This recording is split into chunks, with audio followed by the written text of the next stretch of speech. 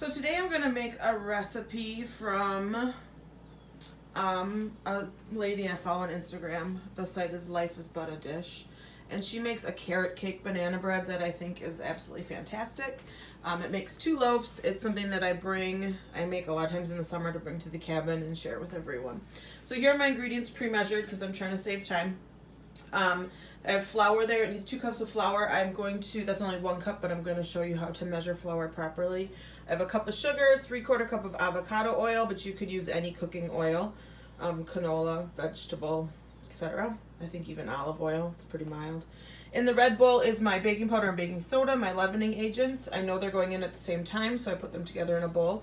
I need 2 eggs at room temperature. I need 2 bananas mashed, but I have 3 bananas, so I'm going to just add extra banana to the recipe because why not? Couple tablespoons of milk. It calls for 1 cup of carrots grated or shredded. I just put these through my cheese grater. I just did 2 carrots. I think this is way more than a cup, but I'm just going to put them in because carrots are delicious. And then it has a 1/2 cup of plain Greek yogurt, full fat Greek yogurt. If you have vanilla at home, I'm sure that wouldn't be bad either. And then some vanilla, and these are hemp hearts. I left the hemp heart bag out right here so you could see it. They have a lot of protein in them, 10 grams of protein in 3 tablespoons. So this is 2 tablespoons, and those are heaping tablespoons. So a lot of protein, a lot of good fats, omega-3s and 6s. Sorry, that was bad cameraing. So it's really good for you. I put them in smoothies. I sprinkle them on salads. I would have put them in my granola that I made the other day, but I totally forgot that I had them in the freezer. So I'm just going to add those in. You really don't even notice that they're in there. Just adds a little more nutrition. So those are my ingredients. And then I'll walk you through. Okay, so the first step of the recipe is to preheat the oven to 350. I did that. And then I'm going to, in this bowl, put the sugar, the oil, and the eggs. And we're going to mix that until it's combined and fluffy is what they want. That's what they're looking for.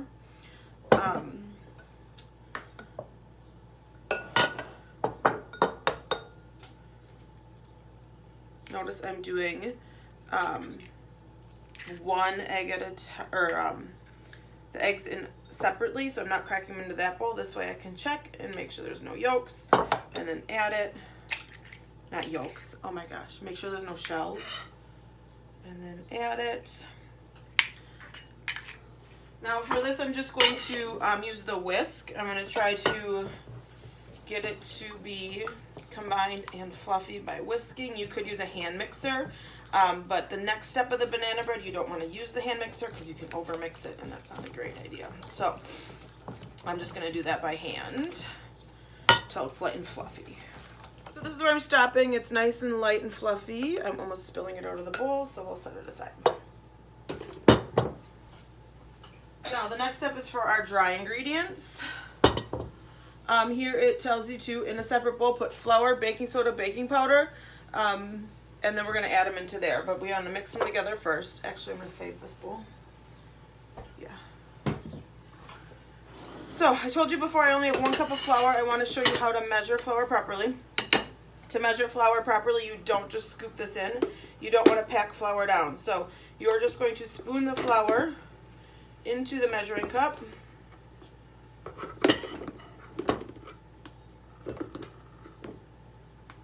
Until it's overflowing. Just like this. Then I have my straight edge, also known as a butter knife. At school we have actual straight edges. At home I don't have one, so I just use my butter knife. You just kind of break up the chunks a little bit. Notice I'm not like hitting it real hard or packing the flour in any way. And then you just level it off and you have your nice 1 cup of flour. So there's my 2 cups of flour in the bowl. And now I'm going to add my baking soda and baking powder to that. Like I said, I knew they were going in at the same time, so I just put them in the same bowl because I don't normally cook like this where I put everything in bowls first and then I have a lot of dishes. But it's a really great idea to do this step first so you make sure you have everything and it's ready to go. So do as I am showing you, not as I'm telling you. So now we're going to add the dry to the liquid. Super easy. Stir that in. I might even switch to my scraper at this point because this is all gonna get globby inside that whisk. And we don't want that. I'm just gonna mix this up like this.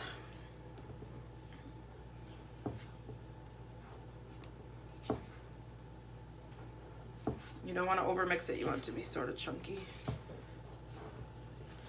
Alright, so this is where I'm going to stop. It's a little bit shaggy, but in a second I'm going to add some other things and that will help with how it looks. So, next step tells you to mash your banana until smooth.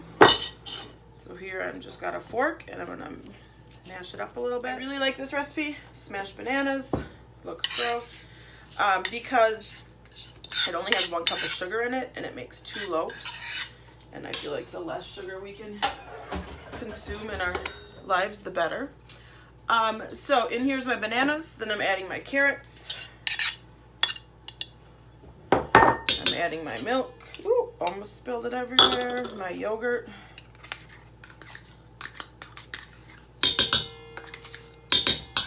Actually, the fork is not working for that. Yogurt. It's all going to get in the same bowl eventually. And then the hemp hearts and the vanilla. Don't tell anyone, but I'm not going to measure this out because I know what I'm doing. A teaspoon of vanilla. Seems right. So we're going to combine this up. It's going to be a nice liquidy mixture. Looks like that. Sort of like a scraper to get all the good yogurt and carrots out of there. And then we're just going to stir it all together. Now what I should have, my oven preheated. What I should have done before this is have my pans greased and ready to go, which I forgot about. So I'm just going to mix this up. I'll grease the pans and then I'll plunk it into the pans. And we'll stick it in the oven for 40 to 45 minutes. And then we'll have banana bread. So there you go. Carrot cake banana bread. You won't even notice the carrots are in there. Carrots are sort of a sweet vegetable, so they're gonna complement it nicely. Like I said, you could put cream cheese on top. I don't like to do that. There are a million banana bread recipes out there. Find one you like and make it if you want. You can put chocolate chips in banana bread. I really, really love to do blueberries in my banana bread. I'm not sure if other people are a fan of that, but it's one of my favorite things. So I'm gonna grease my pans. I am going to get it in the oven and then I'll show you what it looks like when it comes out. Okay, so I just took the banana bread out of the oven. Fig, you wanna say hi? Say hi, Figgy. And it's gonna need longer. So to check for banana bread, now you can see the edges look kind of golden brown and you might just assume that that is done because of the brown color, but you have to put a toothpick into the center where it cracks here. And you can see that this toothpick came out and it was pretty goobery. So you can see a wet spot right in there. So that definitely needs longer. Now, I don't know if you can tell in the video, but this pan is a little bit narrower than this pan. So this one might require less time. I put the toothpick in one spot right about here and it came out clean. But then when I went in again right here, it was goobery again. Is it going to focus on that? Focus. Nope. There we go. Maybe. So it's a little bit gooey still. So they both need longer. Despite their golden brown color, you still need longer. Now if it's going to start to get too brown, you could kind of put foil around the outside edge here to prevent more browning, but I would not cover it completely. And it's kind of hard to do with a hot pan. But also banana bread is supposed to be sort of dark brown. So a lot of times in foods class we see kids take their bread out too soon, looking at it thinking it's done. You absolutely need to put a toothpick in, and as you can see, both of those are gooey and they're not done yet. So I'm going to put them back in for 5 more minutes and we'll see what. Okay, so that was 5 more minutes and I have some new toothpicks, so let's just see. That one looks all right. I'm going to check out a couple spots. Because if it's not done, you don't want to like lose your whole. You don't want to have a ruined loaf because you didn't check it properly. So that one looks done. This one, like I said, it's a little bit narrower of a pan, so there's The bread is a little taller, so it might need a little more. And you can see, yeah, that one's still gooey. So I'm going to put that one back in for maybe 3 minutes now, and we'll see where we go from there. This one I'll just let start to cool. Back here, I don't know if I can show you, but I'm making rice with coconut milk. It's so fantastic. Anyways, that's for another day. So this one's going back in for 3 more minutes. Okay, so this one was just in for 3 more minutes. I took it out. It looks good. Stuff comes out on the toothpick, but it is like dry. It's not gooey. So like crumbs can be on it. You just don't want it to have goo on it. So this one is done. And now I'm going to let them cool a little bit in the pan, and then I will take them and put them on a cooling rack until they can cool completely. I just wanted to point out again, when you're testing for doneness, you have to go in this part that splits open on the top.